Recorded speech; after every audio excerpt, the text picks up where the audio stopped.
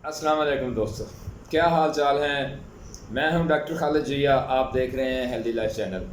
दोस्तों, हेल्थ के हवाले से मुफीद मशवरे आपकी खिदमत में पेश करता रहता हूं। दोस्तों, अगर इंसानी सेहत है तो इंसान ज़िंदगी के हर मैदान में कामयाब व कामरान है। अगर सेहत आपका साथ छोड़ जाए तो इंसान जो मर्ज़ी जितना मर्ज़ी कीमती हो वो बेकार है। दोस्तों, हेल्थ के हवाले से आज की जो वीडियो है वो है जोड़ों के दर्द, हड्डियों का दर्द, असाबी दर्द। दोस्तों, इंसान को ये बीमारी कब लाहक होती है, इसकी क्या वजूहात है, इसकी अलामत क्या है और इसका इलाज क्या है और इसका परहेज़ क्या है। दोस्तों, वीडियो को आखिर तक देखिए, इंशाल्लाह आपको बहुत ज़्यादा नफ़ा होगा। अगर आप मेरे चैनल पे नए हैं तो मेरे चैनल को लाइक करें, सब्सक्राइब करें, शेयर करें, बेल आइकन को प्रेस करें ताकि आपको आने वाली अच्छी वीडियो सबसे पहले मिल सके। दोस्तों, चलते हैं। अपनी वीडियो को स्टार्ट करने से पहले आप कापी पेंसिल तैयार कर लें। मैं आपको बताता हूं कि ये दर्द इंसान को क्यों होता है और इसकी वजूहात क्या हैं। दोस्तों, दर्द, हड्डियों जोड़ों का दर्द, ये पूछते हैं कि दर्द क्या चीज़ है। दर्द का डेफिनेशन ये है कि दर्द से मुराद इंसानी जिस्म के किसी भी हिस्से या जोड़ में तकलीफ़ को हम दर्द कहते हैं। दर्द, जोड़ों का दर्द एक आम सी शिकायत है। अब आते हैं कि दर्द होता क्यों है। जोड़ों का दर्द किसी बीमारी या चोट का नतीजा होता है, इस वजह से हमें दर्द होता है। तो इंसानी जिस्म में हड्डियों को जोड़ने और नक्लो हरकत में जोड़ों का बड़ा अमल दखल है। जिनमें कंधे हैं, उसके बाद कूल्हे हैं, कूनियाँ हैं, घुटने शामिल हैं। उनमें दर्द की शिकायत हो तो रोज़मर्रा की ज़िंदगी बहुत मुश्किल हो जाती है।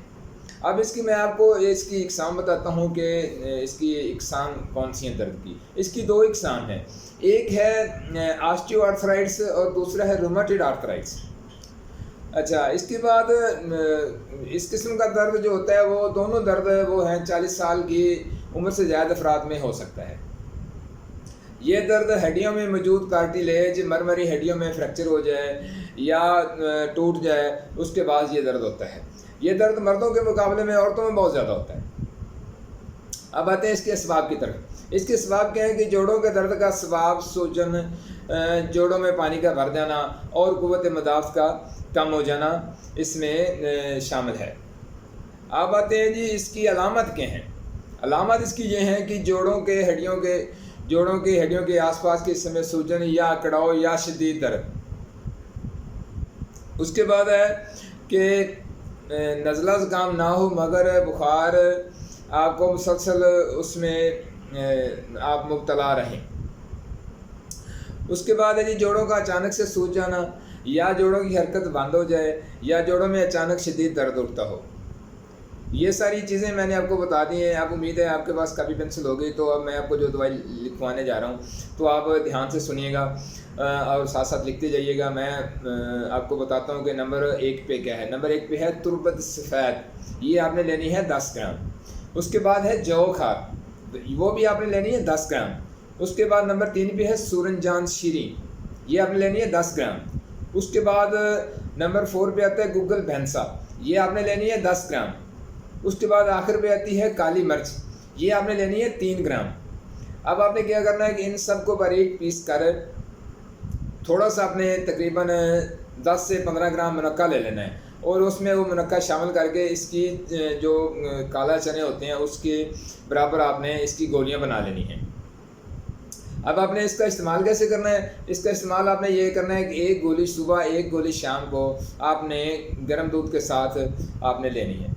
ठीक है, 15 दिन से 1 माह ये दवाई इस्तेमाल करें। इंशाल्लाह आपको इसके 100% में रिज़ल्ट मिलेंगे और इसका दोस्तों कोई साइड इफ़ेक्ट नहीं है। मेरी शुरू से लेकर आज तक जितनी वीडियो आई हैं उनमें मैंने जो मेडिसिन बताई है, आपने अगर किसी दोस्त ने इस्तेमाल की है, अगर उसका कोई साइड इफ़ेक्ट हुआ है तो आप मुझसे रब्ता कर सकते हैं। डिस्क्रिप्शन में मेरा नंबर आपको मिल जाएगा, तो वहाँ जाके आप मुझसे रब्ता नंबर लेके मुझसे रब्ता कर सकते हैं। दोस्तों, इसका परहेज़ आपको मैं बताता हूँ कि आपने इसका परहेज़ क्या करना है। परहेज़ आपने ये करना है कि चिकनाई वाली चीज़ों से आपने मुकम्मल परहेज़ करना है।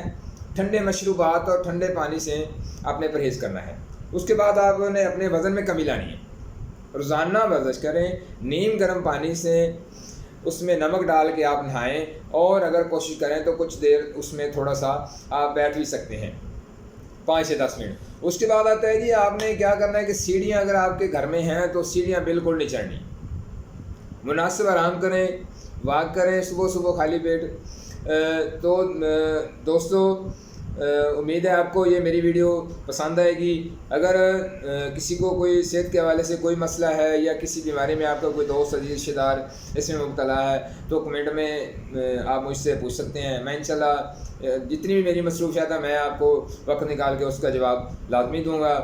تو دوستو ملتے ہیں اگلی ویڈیو کے ساتھ، اپنا خیال رکھیں، اپنے پیاروں کا خیال رکھیں، خوش رہیں، خوشیاں بانٹیں۔ السلام علیکم، اللہ حافظ۔